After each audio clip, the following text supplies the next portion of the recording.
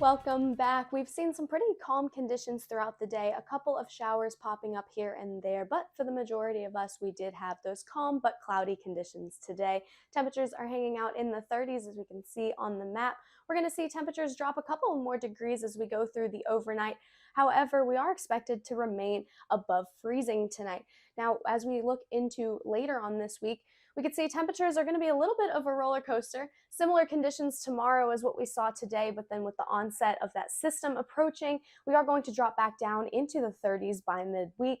But the good news is we will be warming back up even into the 60s by next weekend. So that'll definitely be something to look forward to after this system this week. Wind speeds are pretty calm to moderate in some areas.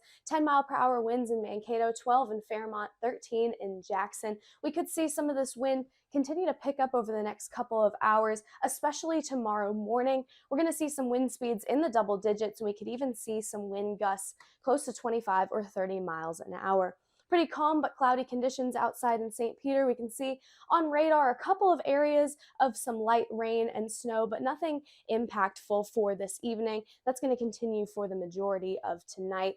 The next couple of hours, we can see clouds decreasing a little bit after sunset as those temperatures drop into the lower 30s. So we spoke about that system this week. We could see a mix of various precipitation types. Early tomorrow morning, we're going to see some of that precipitation moving into our area. We're expecting mostly rain in Mankato and in southern Minnesota. However, the further north and the further west you go, you could see this transition more into a mixed precipitation type of event or even all snow. Later on into the day, Tuesday, we could see some pretty heavy rain, even some thunderstorms in the evening. We're not expecting anything severe, but we could see some hail in some of these storms.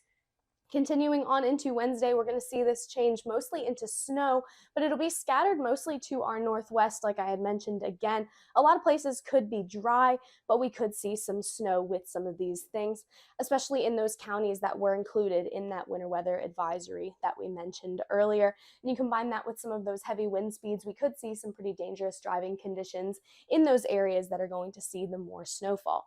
So tonight, a low of 33 degrees. Like I mentioned, we're going to stay above freezing for the majority of us. Mostly cloudy skies out there with winds in the 5 to 10 mile per hour range. Tomorrow, wind speeds picking up, sustained winds around 20 to 25 miles an hour, gusting even closer to 30 miles an hour with a high of 46. Rain for most of the day and thunderstorms in the evening. We could see some rumbles of thunder and see some lightning, but we're not expecting anything severe quite yet in our area.